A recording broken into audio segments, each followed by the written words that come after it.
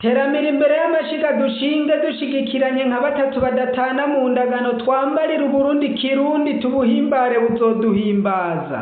Ni jewe umuziko haziko haziko mu kiziba kitanziza ngo kinzize nziririze nzirigana haziko mu masango ya Ruvubu na Mubaraza nsanga sayangana kansanganiza impundi nkumbu haziki mutaho hataho amahoro n'amahonda hagataha urukundo umurundo.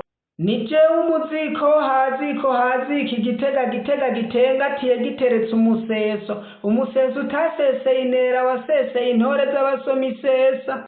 Umuziko haziko kwa ntare y'intore nye n'amata n'ubuki bukigitanira mu bwanyaburunga bwo mutima wa Afrika.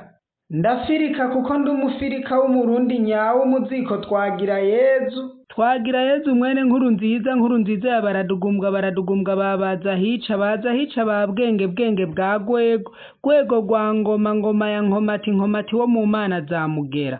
Nimuberwe mwaraberewe. Amahoro bakunzi bahaziko, amahoro mwebwe mwese mukunda iki giteramo ico kuziko. Muzoberwa nimwambarira Uburundi kirundi, muhimbarwe nimwabuhimbara buzobahimbaza. Uyu muteze amatwi ni umuziko haziko twagira Yezu. Ndabahaye ikaze. Hari icyo utaruzi mu kirundi, kaze haziko. Uyu munsi ni igiteramo kigira 9 co haziko. Ni ikiganiro kigira 5 c'umuryango, aho tuja guca irya nino, gucikiza, uguterura hamwe n'ukwinjirira. Ni ikiganiro kigira 7 c'amazinda, aho tuja kuzindura, izinda, kwinjirira. Mukomeje gutega amatwi umuziko haziko twagira Yezu. Ndongeye kubaha ikaze.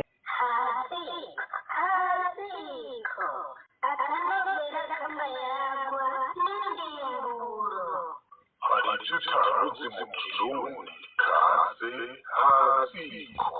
Mu kiganiro ca 4 c'umuryango giherutse twarumvise uko vyagendera umwigeme yubatse bitagira iteka, aho yaba yashikiwe canke yubatse mu buryo butatu, aribwo gucikira, guterurwa n'ukwigemura. Uko vyagendera umwigeme bikamubuza iteka, niko vyabuze iteka umusore canke umugabo abikoze.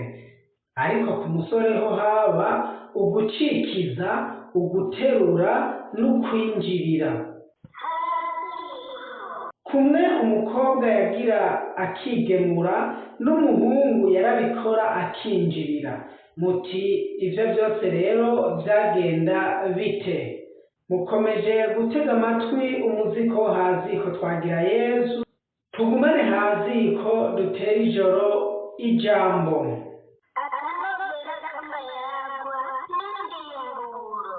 Nkuko rero narimejeje kubivuga ko ku muhungu naho nyene hari ivyashika ndetse bikamubuza iteka, reka tubice irya nino duhere ku gucikiza. Umuhungu yaragira umukobwa abona akamuganiriza, yaba yamwiboneye akamwishimira canke yamurangiwe n'abandi, yamara kubimuganiriza akamugisha inama. Uno nawe avyemeye bagaheza bakavugana isango. Umukobwa akaja kwitegura, ya sango yagera akirema intunduguru akagenda. Yacikira umugoroba akikinga agahumbezi. Iyo afise abagenzi yabigishije inama bakavyemera, baramuherekeza canke akijana, nk'uko twabibonye mu kiganiro ca 4 c'umuryango.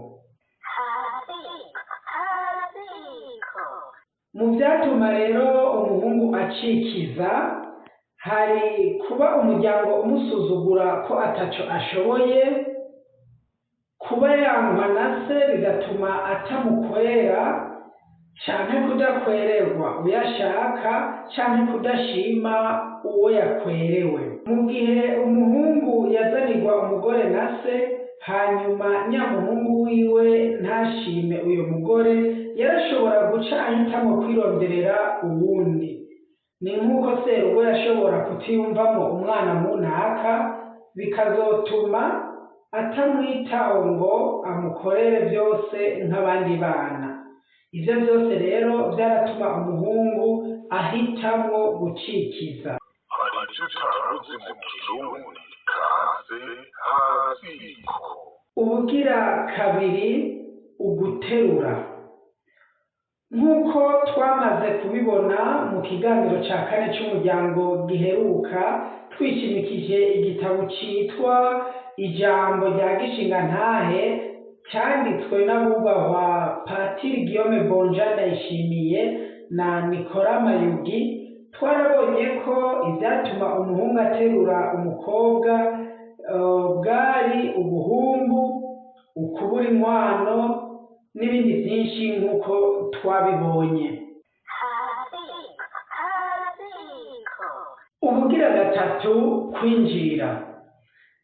Ibi byarakorwa n'imisore, ariko kandi bigakorwa cyane cyane n'abagabo, kandi ntibinjirira inkumi, ahubwo binjirira abagore bari mu ngo bapfakaye, abapfakazi, cyangwa bakinjirira amashushu. Insiguro z'ijambo ishushu twarazibonye mu giteramo cya kane cyo haziko.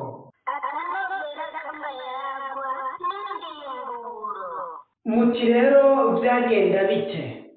Umusore byanse rwose akaja arabengwa, akabura umugore, canke umugabo yapfakaye canke afise umugore ariko ntibigende neza mu rugo iwe, byaba byaranse ko aharika kuko abuze uwo bahuza inama n'ingingo. Abo bose uyo musore canke uyo mugabo yaragenda arirabisha canke akabarikiririza umupfakazi canke ishushu. Amaze kumenya ahaba, akazogenda kwinjira muri iyo nzu akamwinjirana. Iyo uyo mupfakazi canke iyo shushu ashimye kumugumya, agashima ko amubera umugabo, yaraheza akamwakira, ndetse akabigira n'ibanga mu minsi mike. Ariko atamushimye, yaratabaza bakamumuvuna canke bakamumukiza, agaheza agatabaruka. hari icyo utaruzi mu kirundi kaze haziko. Bivanye rero n'umuntu uwo ari we, hari uwashobora kubanza kumureka iryo joro akarirara ngaho, akumviriza ibikorwa vyiwe, ariko iryo joro ryo ryaba rivuyemwo naho uyo mugore agaca amwirukana. Iyo rero uyo mugore amugomwe akamwakira, baraheza bakabana muri urwo rugo yasizwemwo n'umugabo. Mu gihe naho ari ishushu akaba yamwakiririye mu gahundwe, iyo shushu yaraheza ikamenyesha umuryango, hanyuma bakamukura mu gahundwe.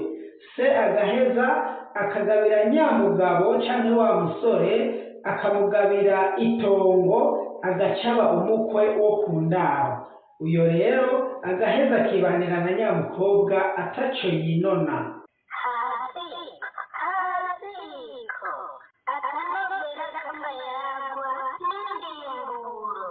Byaraka iteka cyane, kuko umusore canke umugabo yinjiriye umugore harabo kumucira umukenke.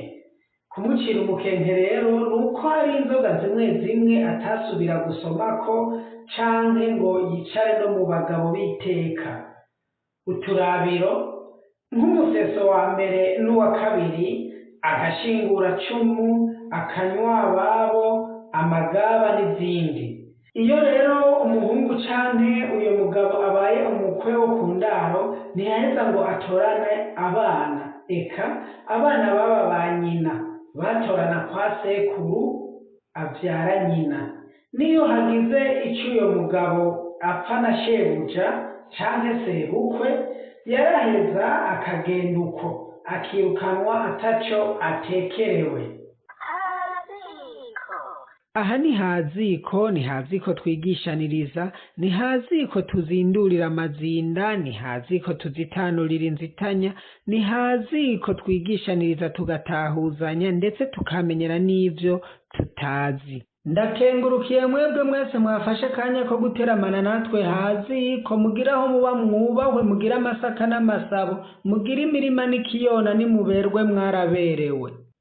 Ufise intererano canke icubaza, nyandikira kuri email fulgence-girayezu@gmail.com canke unyandikire kuri WhatsApp ukoresheje ibi biharuro: nteranya 2 5 7 7